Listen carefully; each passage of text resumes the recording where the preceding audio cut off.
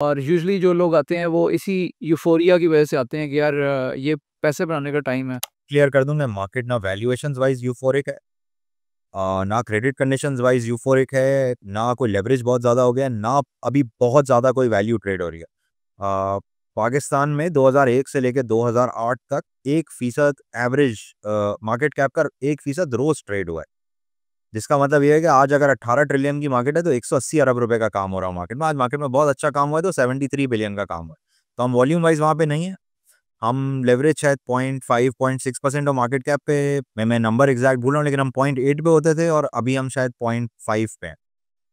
2007-8 में हम 0.8 पे होते थे, तो जब हम 0.8 के पास पहुंचेंगे तो वहाँ थोड़ा सा डरने की जरूरत है। फिर कोई आईपीओ वगैरह भी नहीं, तो लव्स यूफोरिया जो है ना वो, अगर मार्केट बिल्कुल स्ट्रेट चल जाती है तो कुछ टाइम के बाद हम कह सकेंगे कि ये यूफोरिया है। ये पीरियड जनरली अगर यूफोरिया होता है तो 6 से 24 महीने चलता है हिस्टोरिकली, और हर दफ़ा कोई नई चीज़ होती है।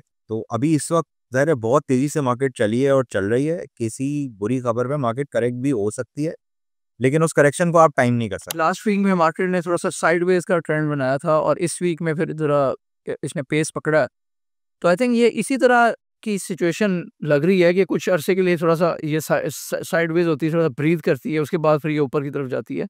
आपको 2026 की क्या फोरकास्ट नजर आ रही है? अमेरिकन इकोनॉमिस्ट थे जॉन केनेथ गैल्ब्रेथ, वो कहते थे there are only two types of forecasters, ones who don't know and ones who don't know that they don't know. Howard Marks इनको बहुत कोट भी करते हैं, और जो इम्पोर्टेंट चीज़ है ना समझना, वो समझना ये है कि आज हम साइकिल के किस फेज में, आगे क्या होगा नहीं पता।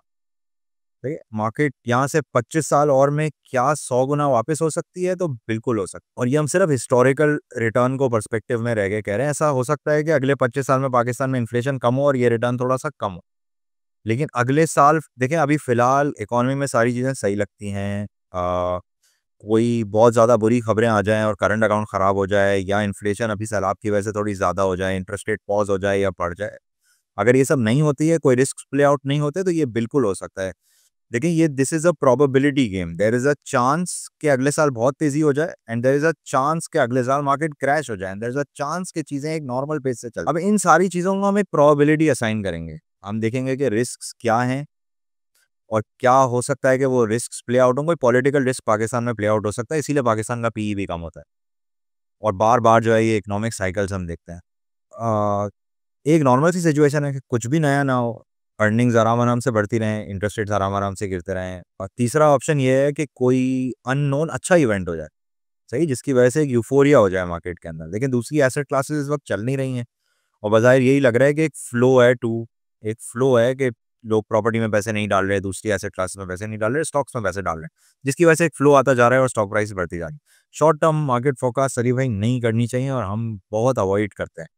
ये काम सिर्फ स्टॉक्स में उन्हीं को इन्वेस्ट करना चाहिए जो लॉन्ग टर्म रिटायरमेंट सेविंग कर रहे हो, और वो आराम आराम से हर महीने कुछ पैसे डालते रहते हैं और टाइम करने की कोशिश ना करते हो। ये आपने बड़ी अच्छी बात बताई है, क्योंकि यूजुअली जो लोग हैं वो अक्सर जो हमारी वीडियोस भी होती हैं उस पे कमेंट्स करके यही बात पूछ रहे होते हैं कि ये स्टॉक जो है ये ऊपर जाएगा या नहीं, और अगर आप उनको थोड़ा सा ना बताएं ना तो they get offended by it. और मैंने देखा है कि जो लोग ये बता रहे होते हैं ना कि यार ये स्टॉक जो है ना ऊपर जा रहा है, इसको पकड़ लो, उसका बाइंग और सेलिंग का, so they are usually popular among messes.